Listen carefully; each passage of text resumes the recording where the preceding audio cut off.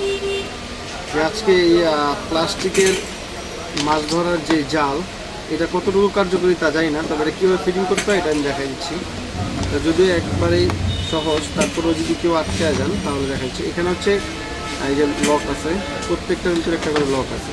এই লক, একটা লক আরেকটা লকের ভিতরে বসে যাবে ওইভাবে। সামনে না দেখা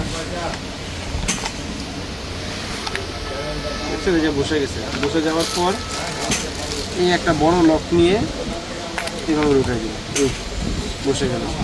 এরপরে এইভাবে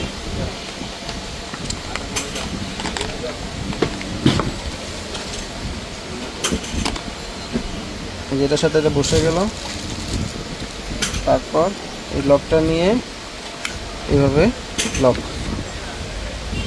তারপর এটার সাথে এটা যথেষ্ট পরিমাণ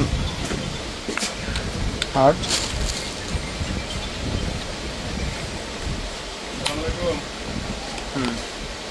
তারপর এটা এইভাবে,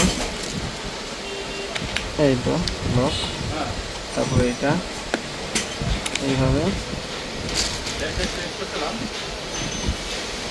এই তো লক, একেবারেই সহজ।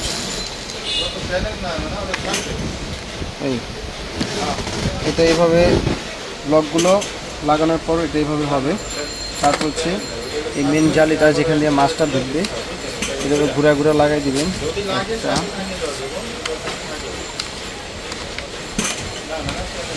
দুইটা,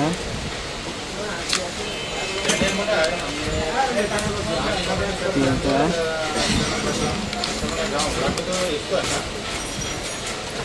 চারটা,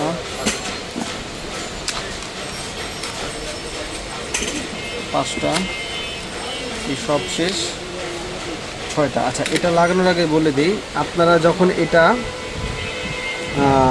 জালটা পাতবেন পুকুরে বা যেখানে আপনারা মাছ ধরতে চান সেখানে, এটা হচ্ছে সাইজ মতো এখান থেকে কেটে দিবেন। সাইজ মতো ধরেন আপনি পুঁটি মাছ ধরতে চান, ওই ক্ষেত্রে পুঁটি মাছটা যেন ঢুকতে পারে কিন্তু বের হতে পারে না, ওইরকম একটা সাইজ এটা কেটে দিবেন।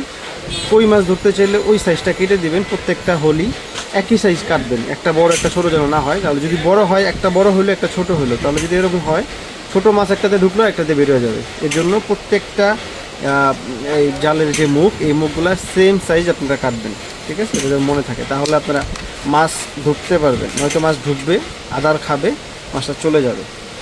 এ হচ্ছে সম্পূর্ণ।